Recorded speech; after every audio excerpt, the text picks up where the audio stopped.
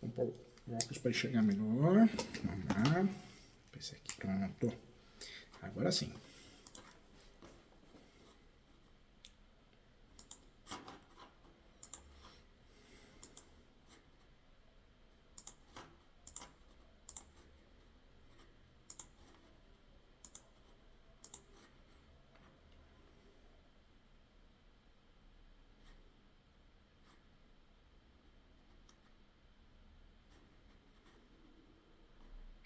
Vamos lá, vamos estudar agora recursos, tema muito importante. Eu falo que muito advogado e advogada atua em primeiro grau e para por ali. Isso é muito comum, inclusive, na trabalhista, né?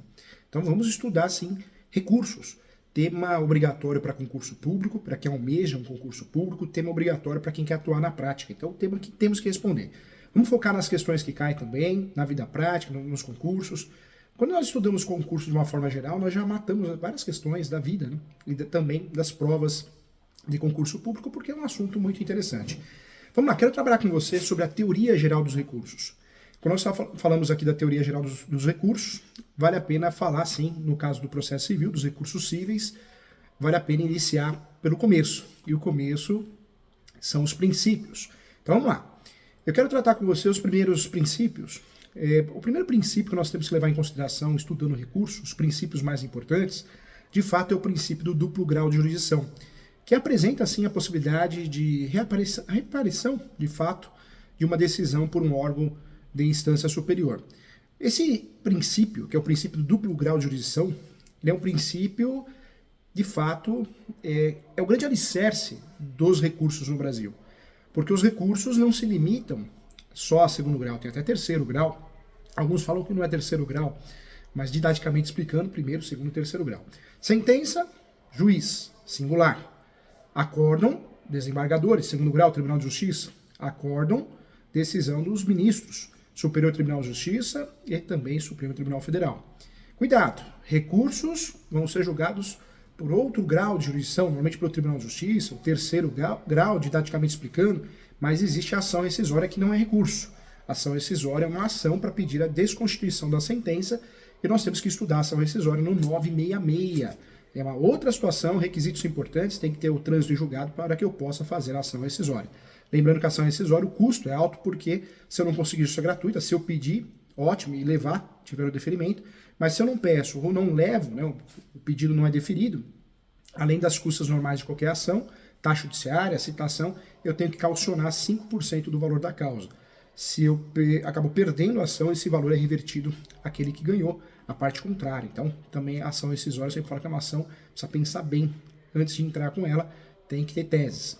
Voltando aqui ao princípio do duplo grau de jurisdição, eu trago para você que esse princípio representa, sim, a possibilidade de reapreciação de uma decisão por um órgão de instância superior. Não trata de princípio expresso na Constituição Federal, uma vez que o artigo 5º da Constituição Federal, de 88, se limita a dispor que os litigantes em processo judicial administrativo e os acusados, em geral, são assegurados o contraditório e a ampla defesa com os meios e recursos a ele inerentes, né? Então, de fato, tá? Esse princípio é o princípio do direito que nós temos de recorrer da decisão que a gente não concorde, em tudo ou em parte. Lembrando que a decisão pode ser, o recurso pode ser feito por capítulos, né? Isso é importante também. Segundo princípio que nós temos que trabalhar aqui é o princípio da proibição da reforma in pejus. Não é possível que a situação do recorrente seja piorada com o julgamento do próprio recurso. O princípio da proibição do reformatio in pejus, ele não permite que a situação seja piorada, né? Então, é fato. Entretanto, é possível que a situação piore sim quando houver matéria de ordem pública, o qual é transferida para um órgão ad quem, em virtude do efeito translativo, tá? Então é importante também. Dentro desse estudo da teoria geral do recurso, ou dos recursos, também cabe falar do princípio da singularidade, unicidade recursal, ou inirrecorribilidade também. O princípio da singularidade, unicidade recursal ou inirrecorribilidade permite, gente, que apenas um único recurso seja interposto para buscar a reforma, a anulação da decisão, ou a reforma, sempre o recurso a gente busca isso, ou a reforma ou a nulidade, né? Anulação da decisão. Mas a supressão de omissão, obscuridade, contradição. Então, esse é o grande objetivo. Outro princípio que nos interessa muito é o princípio da fungibilidade recursal. assim como acontece nas ações possessórias, também nas tutelas provisórias, nos recursos também. Na prática é lindo para concurso público. Na teoria tem juiz, primeiro grau, relator de segundo grau que não reconhece. O princípio da fungibilidade recursal, esse princípio admite que o recurso inadequado seja recebido como adequado, recebido como outro recurso, desde que estejam presentes os pressupostos do recurso correto. Não haja um erro grosseiro e nem má fé. Então eu ingresso com um recurso de apelação, mas na verdade era um recurso ordinário, um recurso especial. Então a ideia é que exista o aproveitamento do recurso para gerar segurança e credibilidade também por parte do Poder Judiciário. Outro princípio que nos interessa muito é o princípio da taxatividade. No Brasil, nós temos sim o rol de recursos cabíveis que vem expressamente previstos na forma taxativa do 994 do Código de Processo Civil. Então, leitura obrigatória 994. São os recursos que existem no novo, atual CPC. Não se admitindo a interposição de recursos que não esteja previsto no 994, tá? Ainda estudando as teorias gerais dos recursos, eu trago para você um estudo muito importante, que são os efeitos recursais. E o primeiro efeito que eu queria falar com você é o efeito devolutivo. A matéria é devolvida ao juízo ad quem, sem interferir nos efeitos da decisão impugnada, que poderá ser executada provisoriamente. Trata-se de regra geral no novo CPC. O novo CPC também trouxe a regra, antigamente no passado o juízo de admissibilidade era feito para o juiz que deu a decisão, o juiz ou a instância que deu a decisão. Hoje não. Hoje o juiz recebe ou a instância e ele é obrigado a subir. Quem vai fazer o juízo de admissibilidade é quem vai julgar, tá? Então, regra importante. Em relação, então, ao efeito suspensivo, nós temos também, então, lembrando que o efeito devolutivo, a matéria é devolvida ao órgão, ao juízo, ad quem, sem interferir nos efeitos da decisão impugnada, que poderá ser executada provisoriamente. Trata-se da regra geral no CPC. O efeito suspensivo impede a produção dos efeitos da decisão impugnada do recurso até o trânsito em julgado. Os casos que os recursos são cabíveis, são recebidos, né, com efeito suspensivo, estão previstos expressamente no Código de Processo Civil, hein? Então não tem mais aquela abertura. Trago para você também o chamado efeito translativo. O efeito translativo é aquele que devolve ao tribunal toda a matéria de ordem pública, ainda que não seja impugnada, tá? Então também nos interessa muito. Outro efeito também que é importante lembrar é o efeito substitutivo. Esse efeito é aquele segundo o qual a decisão do tribunal, no recurso, substitui de fato a decisão do juiz. De acordo com 1008 do Código de Processo Civil atual, o julgamento proferido pelo tribunal substituirá a sentença ou a decisão recorrida no que tiver sido objeto do recurso. Então, o efeito sempre é substitutivo na regra do jogo. O efeito extensivo, também importante, existe, é aquele segundo o qual o litisconsorte que não recorreu será beneficiado pelo julgamento do recurso do litisconsorte recorrente, salvo-se distintos ou opostos os seus interesses, conforme 1005 do Código de Processo Civil. E mais um efeito, para poder aprofundar de fato nos efeitos, existe mais um efeito chamado de efeito regressivo. E esse efeito regressivo é aquele existente em alguns recursos que permite o juízo de retratação para a autoridade prolatora da decisão atacada, como é o caso da interposição de agravo do instrumento e agravo regimental também, tá bom? Dentro desses estudos, nós trabalhamos muito bem aqui a teoria geral do processo. Ainda na teoria geral do processo, nós temos que falar também sobre os pressupostos, né, recursais. Pressupostos recursais divididos em pressupostos objetivos. Quando nós falamos em pressupostos objetivos, temos que falar, sim, dos pressupostos objetivos e subjetivos. Quais são os pressupostos objetivos, professor Júlio? Regularidade formal, o recurso interposto deve cumprir as formalidades expressamente previstas em lei para a sua interposição, essa chamada regularidade formal. Tempestividade, o recurso deve ser interposto no prazo estabelecido pelo Código de Processo Civil, como regra geral, é de 15 dias. As pessoas jurídicas de direito público, Ministério Público, a Defensoria Pública, terão um prazo em dobro, cuidado, hein? Agora em dobro só, tá? Em dobro a interposição do recurso. E o termo inicial de contagem do prazo é o primeiro dia útil subsequente à publicação. Então, tem que ser no prazo de 15 dias. Lembrando que nós temos até súmula que trata desse assunto. Eu posso fazer um recurso antes da abertura do prazo. Esse recurso vai ser aceito. Após o prazo, não, ele é tempestivo, né? Então, vamos ficar, não é tempestivo, é intempestivo, né? Então, vamos perder o prazo. Antes, tudo bem, tá bom? Em relação ao preparo, também um ponto importante, também um pressuposto recursal. O preparo engloba o pagamento das custas e do depósito recursal, sob pena de deserção. É importante frisar que se houver recolhimento do valor de preparo inferior ao devido, O recorrente poderá complementá-lo em 5 dias, sob pena de deserção, né? Então isso é importante, salva muito advogado ou advogada. Por outro lado, se o recorrente não recolher qualquer valor do preparo, será intimado na pessoa do seu advogado para realizar o recolhimento em dobro, sob pena de deserção também, são dispensadas de preparo, tá? Existe justiça gratuita, eu posso pedir justiça gratuita também, mesmo que eu não tenha conseguido justiça gratuita em primeiro grau, eu posso pedir novamente em segundo grau para a devida análise. Se eu conseguir em primeiro grau, já não pago nada de taxas recursais de preparo, em regra, nos recursos. Uma dica de ouro aqui muito importante, não há necessidade, gente, de preparo para oposição de embargos de declaração. Então, embargo de declaração não tem preparo. É chamado de recurso, é estudado em recurso, mas é a ovelha negra da família, né? É um recurso bem diferente. Tanto é que todos os recursos são 15 dias, o Código de Processo Civil unificou todos os recursos e o embargo 5 dias. Artigo 1023 do Código de Processo Civil atual. Além disso, são dispensados de preparo também os recursos interpostos pelo Ministério Público, pela União, Distrito Federal, isso é importante, hein? Estados, municípios e respectivas autarquias, e também pelos que gozam de isenção legal, conforme artigo 1007 do Código de Processo Civil, parágrafo 1º, hein? Então, importante. Nós falamos então do preparo, tempestividade, regularidade formal, esses são os pressupostos objetivos, ok?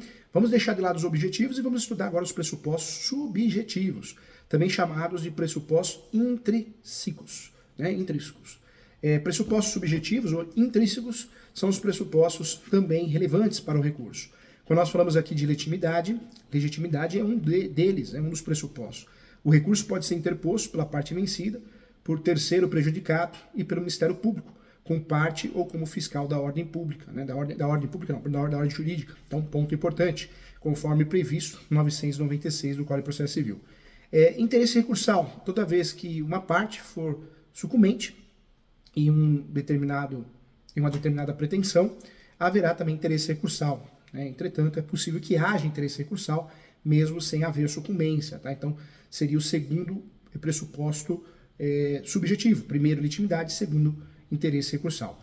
O terceiro pressuposto também subjetivo, dentro dos pressupostos subjetivos, temos aqui o cabimento, a adequação entre o recurso interposto e a decisão proferida. Então, o cabimento seria um dos recursos também, tá? Estudamos aqui a teoria geral dos recursos, agora aprofundando o assunto. Lembrando que o ideal é sempre o advogado, na prática, advogada, trabalhar nas peças já as teses recursais. Você vai fazer uma inicial, já pensa em criar um tópico do pré-questionamento para recursos especial e extraordinário.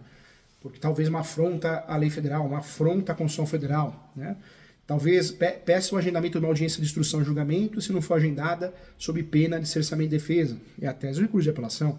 Então nós precisamos pensar nas peças inaugurais, inicial e contestação, como peças que possam nos ajudar em matéria recursal. O mal nosso que a gente esquece do segundo grau. Não pode esquecer, já tem que trabalhar nas peças inaugurais, tá bom? Isso é importante. Dica de ouro, inclusive.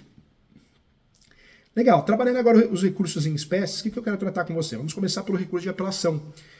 O recurso de apelação é o mais utilizado, né? É o mais falado também. A apelação é um recurso cabível em face de sentença proferida em primeiro grau, com o objetivo de reformá-la ou anulá-la. O recurso é interposto perante o juiz, o chamado ACO, que após receber as contrarrazões da parte contrária, encaminhará o processo ao tribunal, chamado juízo ad quem, independentemente de juízo de admissibilidade, o qual será feito no juízo ad quem, mudança, né, do CPC atual. Desse modo, gente, com o novo CPC não há mais o juízo de admissibilidade da apelação no primeiro grau. Isso só acontece em segundo grau. Devendo o juiz que proferiu a sentença encaminhar, apenas ele encaminha. O juiz, juíza, encaminha o processo ao receber as contrarrazões. Ele recebe o recurso, recebe as contrarrazões e encaminha para o tribunal. Diretamente para o tribunal, conforme o artigo 1010, parágrafo 3º. Se o juiz de primeiro grau realizar juízo de admissibilidade da apelação, estará usurpando de competência, já que trata de competência do tribunal agora, atualmente, tá bom? Então, tema importante também. Vamos lá. Quando nós falamos aqui, gente, outro ponto importante e relevante também que eu queria falar com você, não há mais, então, no novo CPC, no atual CPC, a previsão do agravo retido. Sendo assim, as decisões interlocutórias não passíveis de agravo de instrumento não ficam sujeitas à preclusão, portanto, podendo, né, ser suscitadas em preliminar de apelação ou contrarrazões. Então, guarde isso, hein? Recurso, agravo retido não tem mais. Em relação ao CPC novo, não. Não tem mais. Ok? Eu vou trabalhar em preliminares dentro do recurso de apelação. Vamos lá, mais um ponto também. Recebido o recurso de apelação no tribunal, ele será distribuído ao relator, que poderá adotar as seguintes condutas: decidir monocraticamente, né, se não conhecer do recurso inadmissível, prejudicado ou não ter impugnado especificamente os fundamentos da decisão recorrida. Também ele pode negar provimento ao recurso que for contrário à súmula do Supremo Tribunal Federal, do Superior Tribunal de Justiça ou do próprio tribunal. Acórdão proferido pelo Supremo Tribunal também Federal ou Superior Tribunal de Justiça, em julgamento de recursos repetitivos. Também em relação a entendimento firmado em incidência de resolução de demandas repetidas ou de assunção de competência também, tá bom? Também pode decidir monocraticamente, né, o recurso na situação que dar provimento ao recurso se a decisão recorrida for contrária à súmula do Supremo Tribunal Federal, do Superior Tribunal de Justiça ou do próprio tribunal. Acórdão proferido pelo Supremo Tribunal Federal ou Superior Tribunal de Justiça em julgamento de recurso repetitivo e também entendimento firmado em incidência de resolução de demandas repetidas ou assunção de competência também. Tá? Então, outro ponto relevante aqui. Em relação a elaborar o voto e submetê-lo ao colegiado, é importante falar, sim, se não for o caso de decisão monocrática, elaborará seu voto para o julgamento do recurso pelo órgão colegiado, tá? Então, ponto importante. Uma dica de ouro aqui que é muito importante. Com o novo CPC, não há mais o juízo de admissibilidade da apelação, então, feito pelo juízo que proferiu a decisão, uma vez que esse deve encaminhar o processo diretamente, após receber as contrarrazões, diretamente para o tribunal. Em outras palavras, o juízo de admissibilidade da apelação é feito exclusivamente pelo tribunal. Então, essa é a grande novidade, além da unificação dos prazos recursais de 15 dias e além da retirada da pauta do recurso, né, do recurso que nós falamos aqui, o agravo retido, que era o recurso utilizado no passado. São as grandes novidades do CPC atual, novo em relação aos recursos. Como regra, gente, como regra geral, a apelação possui efeito devolutivo, tá? Amplo e em profundidade, de modo que serão objeto da apreciação do Tribunal de Justiça, pelo tribunal, todas as questões suscitadas e discutidas no processo, ainda que não tenham sido solucionadas de fato, desde que relativas ao capítulo impugnado. Além disso, gente, eu trago para você de fato, quando o pedido, isso é importante, quando o pedido, quando nós falamos do pedido, a defesa também, mais do que um fundamento, o juiz acolher apenas um deles, a apelação devolverá ao tribunal o conhecimento dos demais também, tá? Então volta, recorra um capítulo, mas volta para o tribunal analisar novamente. A apelação, como regra, gente, ela possui efeito suspensivo, entretanto, ela poderá deixar de tê-lo nas hipóteses expressamente previstas em lei e quando interposto em face de sentença. O artigo 1012 explica muito bem isso. Isso ocorre com a homologação de divisão ou demarcação de terras, condenação, né, sentença que condena a pagar alimentos, e também sentença que extingue sem redução de mérito ou julga improcedente os embargos de execução.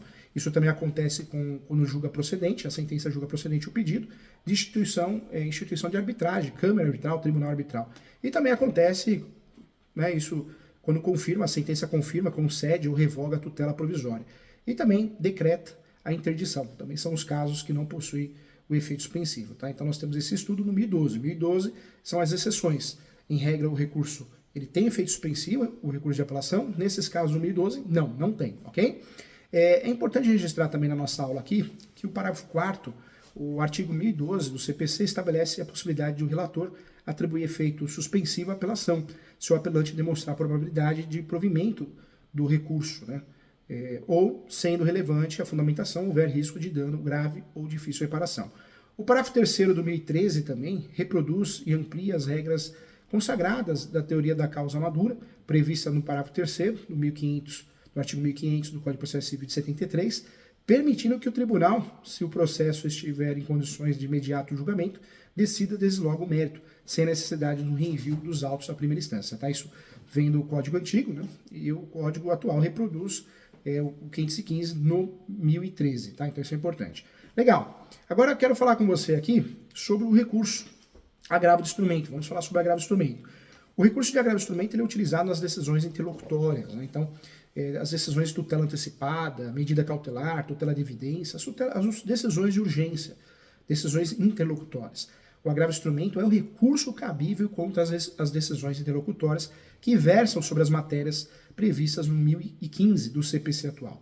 Cabe agravo de instrumento contra as decisões interlocutórias que versem sobre tutelas provisórias, mérito do processo, rejeição de alegação da convenção de arbitragem, incidente de desconsideração da personalidade jurídica também, rejeição do pedido de gratuidade ou acolhimento do pedido de sua revogação, exibição ou posse de documento coisa e exclusão de litisconsorte também, tá? Nós vamos usar o agravo. Cabe agravo de instrumento também na rejeição do pedido de limitação do litisconsórcio, admissão ou inadmissão de intervenção de terceiros, é agravo de instrumento também, concessão, modificação, revogação do efeito suspensivo aos embargos à execução e também da redistribuição do ônus da prova nos termos do 373, que estudamos muito bem também. Outros casos expressamente previstos, requeridos em lei, também, tá? O parágrafo único ele esclarece o quê? Também caberá agravo contra decisões interlocutórias proferidas na fase de liquidação de sentença e cumprimento de sentença, no processo de execução e no processo de inventário. Então, cabe agravo de instrumento no processo de inventário, sim senhor, sim senhora, no processo de execução, no cumprimento de sentença e na fase de liquidação também. O agravo de instrumento, gente, isso é importante. Deixa o professor tomar uma aguinha aqui. É muito legal, né? O recurso é muito bacana, né?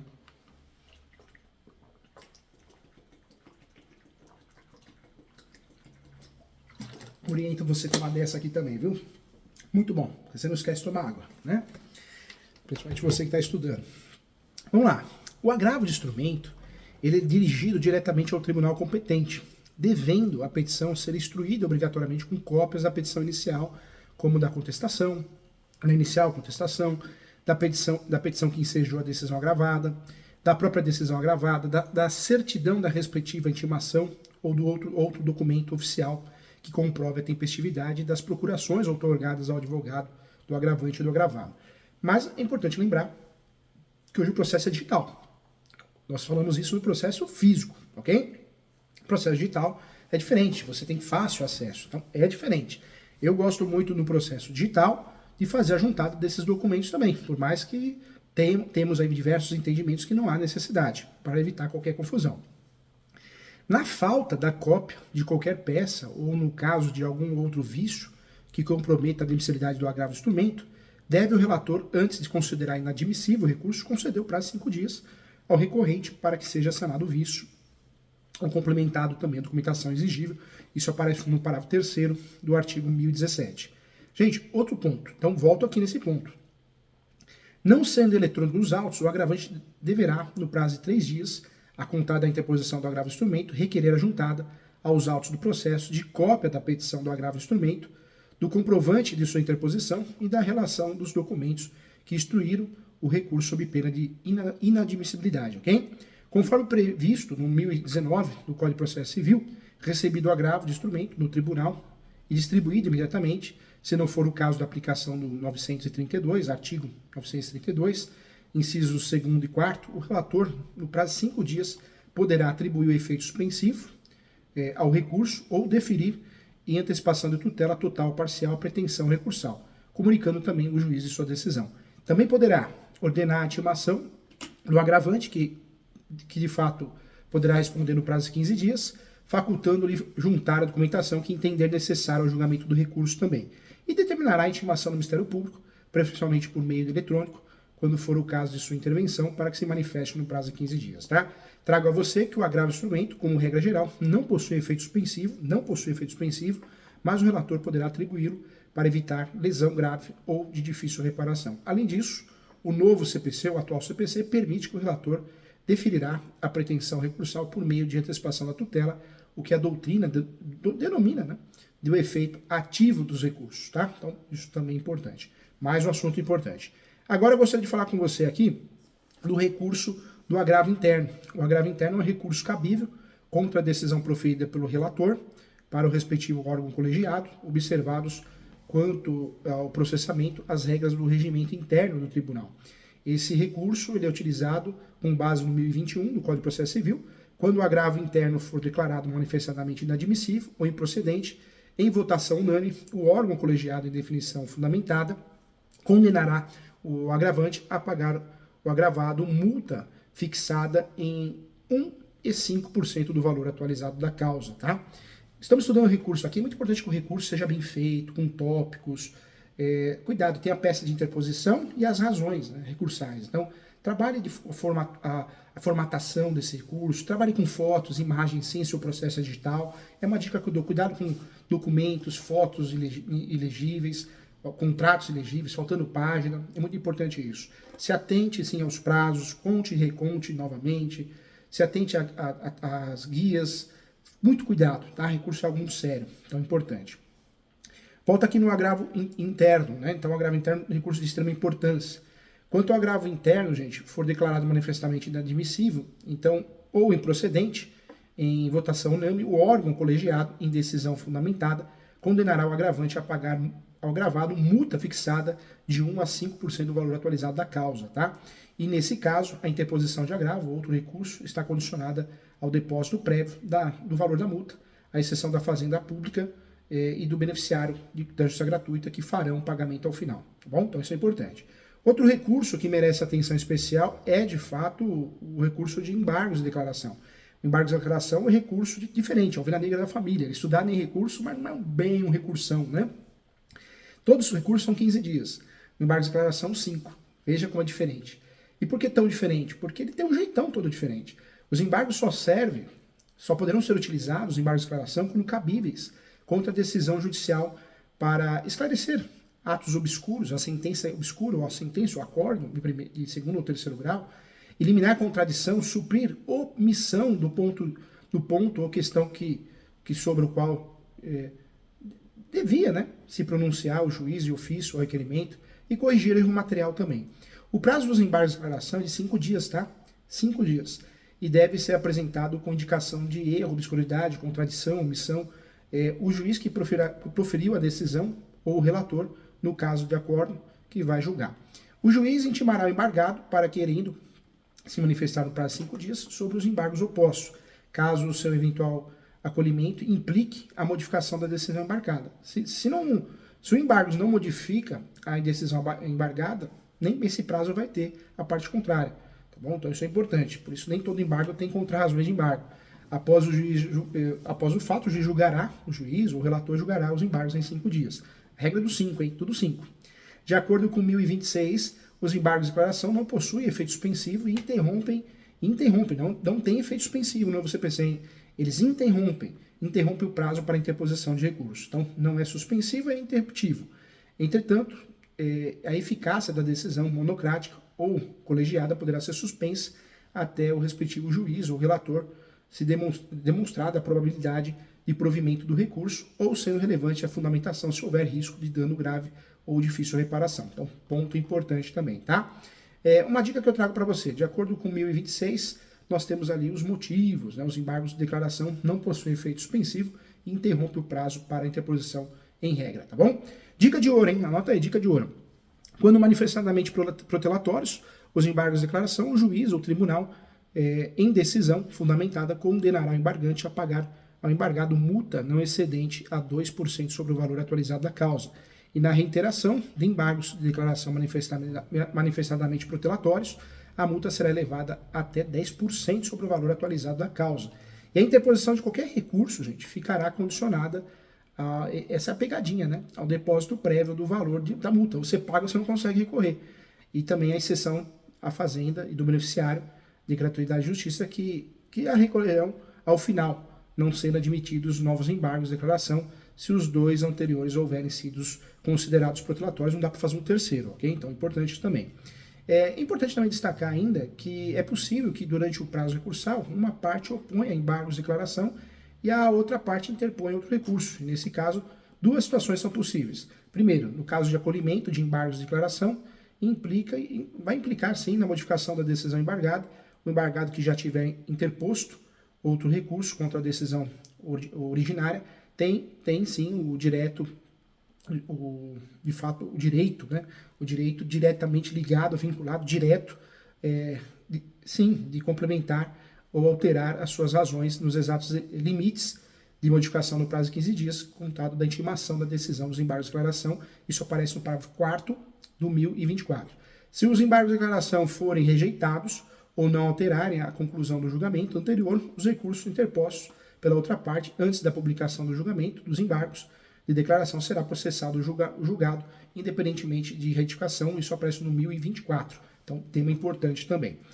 Agora nos interessa também os recursos de terceiro grau, né? Vamos falar sobre recursos de terceiro grau, recurso especial e extraordinário. Esses recursos especial e extraordinário não têm a mesma finalidade de mudar, de cuidar da matéria. Esses recursos têm a finalidade de cuidar. O recurso extraordinário da Constituição Federal, para não afrontar a Constituição Federal, e o especial para não deixar afrontar as leis federais. Então, a matéria recursal de terceiro grau é mais política, né? Ela é mais defensiva da Constituição e leis federais do que propriamente a matéria, o direito em si do cliente, da pessoa. Isso é importante falar. A finalidade dos recursos de terceiro grau são outras, né? É garantir a uniformização do entendimento jurisprudencial. Esse é o objetivo dos recursos de terceiro grau. A finalidade de recursos especiais e extraordinários, sem dúvida nenhuma, é garantir a uniformização do entendimento jurisprudencial relativo às questões vinculadas à legislação federal infraconstitucional do recurso especial ou de ordem constitucional, no caso, do recurso extraordinário. Características comuns dos recursos especiais e extraordinários, né? A necessidade de esgotamento dos recursos ordinários, ou seja, somente quando não for possível a interposição de nenhum outro recurso, eu posso usar o terceiro grau. Não se permite a rediscussão da matéria, não se permite, e não possuem, como regra geral, efeito suspensivo. Recurso especial, então nós estamos falando do endereçamento e encaminhamento ao STJ, Superior Tribunal de Justiça, o cabimento diante de causas decididas em única e última, podemos dizer, instância, pelos tribunais regionais federais ou pelos tribunais dos estados, os chamados tribunais de justiça estaduais, do Distrito Federal e territórios também, quando a decisão recorrida contrariar tratado ou lei federal ou negar-lhes vigência. Também julgar válido ato de governo local contestado em face de lei federal e também é o recurso utilizado se der a lei federal interpretação diversa do que haja atribuído outro tribunal. O procedimento desse recurso especial, gente, isso é muito importante, isso é prático, interposto no prazo de 15 dias, todos os recursos 15 dias, menos o embargo de declaração, né? Ele vai ser interposto perante o presidente ou vice-presidente do tribunal de origem, a depender do regime interno do tribunal. Parte adversa intimada para apresentar contra-razões no prazo de 15 dias, contra-razões de recurso especial, tem também. E o primeiro, né, o juízo de admissibilidade feito pelo tribunal, a CO, devendo ser negado o segmento das hipóteses do 1030. Sendo positivo o juízo de admissibilidade, o processo será remetido ao STJ. Além disso, verificando o tribunal de origem que há grande quantidade de recursos sobre o mesmo tema, a mesma matéria, deverá selecionar um ou mais processos repetitivos, encaminhando ao STJ. Isso aparece no 1036 do Código de Processo Civil, e nesses casos, os demais processos que tratam da mesma matéria deverão ficar sobrestados, esse é o nome, até a decisão do Superior Tribunal de Justiça, que deverá ser seguida nos processos sobrestados. É o que muito acontece no Brasil com o direito consumidor, né, gente? É muito comum. Não admitindo o recurso especial, caberá agravo de despacho denegatório em 15 dias. Os efeitos do recurso especial, podemos dizer sim, recebido apenas no efeito devolutivo, tá? Então fica bem fácil, bem didático essa regra. Em relação ao recurso extraordinário, o cabimento são contra causas decididas em única ou última instância também, quando a decisão recorrida contrariar dispositivo da Constituição Federal. Também declarar inconstitucionalidade de tratado ou de lei federal. E também julgar válida a lei ou ato do governo local contestado em face dessa Constituição Federal, da nossa Constituição Federal. E julgar também válida a lei local contestada em face da lei federal. O procedimento do recurso extraordinário que nós estamos falando agora é julgado pelo Supremo, né? Supremo Tribunal Federal. Recurso especial, STJ. O procedimento, mesmo procedimento do recurso especial, com as peculiaridades da repercussão geral. Todos os pressupostos que nós temos no recurso especial, no recurso extraordinário a gente tem um a mais, repercussão geral, tá? A repercussão geral, gente, ela será admitida por 2/3 dos ministros do STJ, do STF, do Supremo Tribunal Federal, e é irrecorrível da decisão chamada decisão do pleito. Se o Supremo Tribunal Federal considerar que há repercussão geral, o relator determinará, sim, a suspensão do procedimento de todos os processos pendentes, individuais ou coletivos, que versem sobre a questão e tramitam no território nacional. Nesse caso, o processo será julgado no mesmo prazo de 1 ano, e terá preferência sobre os demais feitos, ressalvados os que envolvam o réu preso e os pedidos de habeas corpus, tá? Os efeitos, assim como acontece no recurso especial, o recurso extraordinário, o efeito, na verdade, é apenas efeito devolutivo, tá? Cuidado que muita gente acha, né? Eu faço recurso especial para depois poder fazer o recurso extraordinário. Não. Eu posso fazer um ou outro, não sou obrigado a fazer de forma acumulativa, não. Posso fazer um ou outro. E eu não preciso do resultado do recurso especial para depois fazer o recurso extraordinário. Não tem nada a ver isso, tá? Então, não seria uma quarta instância, não. Isso não existe, ok? Cuidado. É importante falar, né? Repercussão geral, de acordo com o parágrafo 3º, o artigo 102, no recurso extraordinário, o recorrente deverá demonstrar a repercussão geral das questões constitucionais discutidas no caso, nos termos da lei, a fim de que o tribunal examinará a admissão do recurso, somente podendo recusá-lo pela manifestação de 2/3 de seus membros. O Código de Processo Civil tratou da existência, tratou de fato da matéria, prevendo no parágrafo 1º do 1035, que para efeito de repercussão geral será considerada a existência ou não de questões relevantes do ponto de vista econômico, político, social ou jurídico, que ultrapasse os territórios, os interesses subjetivos do processo. Além disso, gente, também é importante falar que haverá repercussão geral sempre que o recurso impugnar acórdão que contrarie súmula ou jurisprudência dominante do Supremo Tribunal Federal e também tenha proferido em julgamento de casos repetitivos ou também tenha reconhecido de fato a inconstitucionalidade de tratado ou lei federal nos termos do 97 da Constituição Federal. Outra dica de ouro, o Supremo Tribunal Federal, que não conhece de recurso extraordinário por falta de repercussão geral, será irrecorrível. A decisão, tá? Quando o Supremo Tribunal Federal falar, opa, não reconheço repercussão geral, não tem recurso para isso. Tá? Então, ponto importante também. Ok? E finalizando aqui, além disso, né, negada a repercussão geral, o presidente ou vice-presidente do tribunal de origem negará também o segmento dos recursos extraordinários sobre estados na origem que versem sobre a matéria idêntica. Mais um fato que eu queria falar com você também, que é muito importante. Caso haja interposição simultânea de recurso extraordinário e recurso especial, o artigo 1031 determina que os autos sejam remetidos, primeiramente ao Superior Tribunal de Justiça. Concluído o julgamento do recurso especial, os autos serão remetidos ao Supremo Tribunal Federal para apreciação do recurso extraordinário, se este não estiver prejudicado.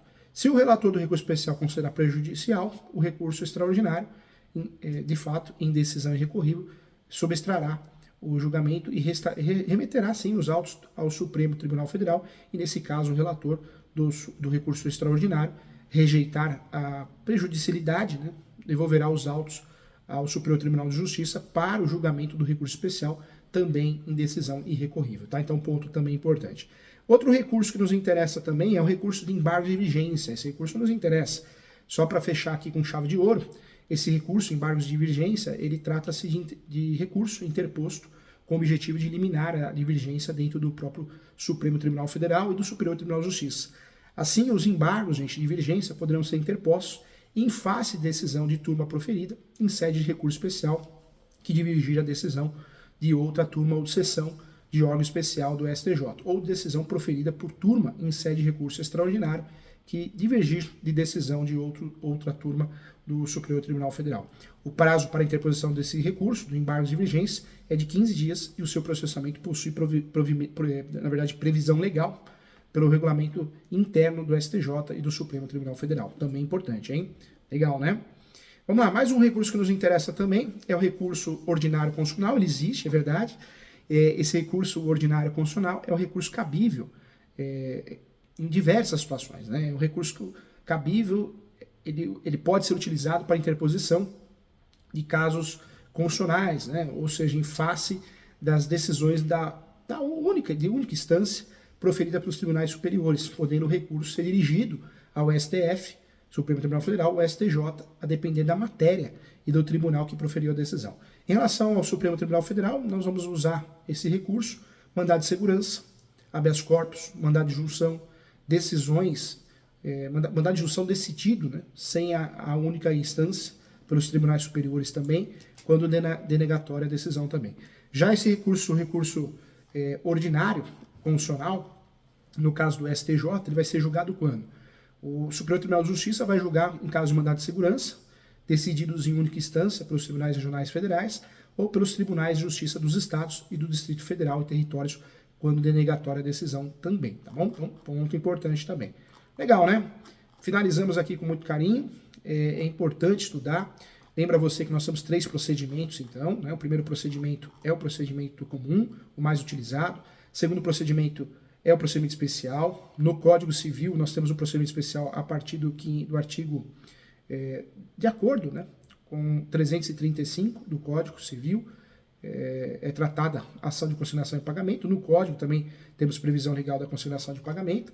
Então, nós temos várias ações de procedimento especial. As ações possessórias, reintegração, manutenção, interdito proibitório. Quando eu discuto a posse, eu preciso provar o 561, né? Então, é uma ação de procedimento especial. Inventário e partilha, também consideração de procedimento especial. Nós temos também outras ações, como embargo de terceiro, também é uma ação de fato de procedimento especial, oposição, as ações de direito de família, ação monitória, todas essas ações, exigir contas, são ações estudadas em procedimento especial. Divórcio, separação, então são ações consideradas em procedimento especial.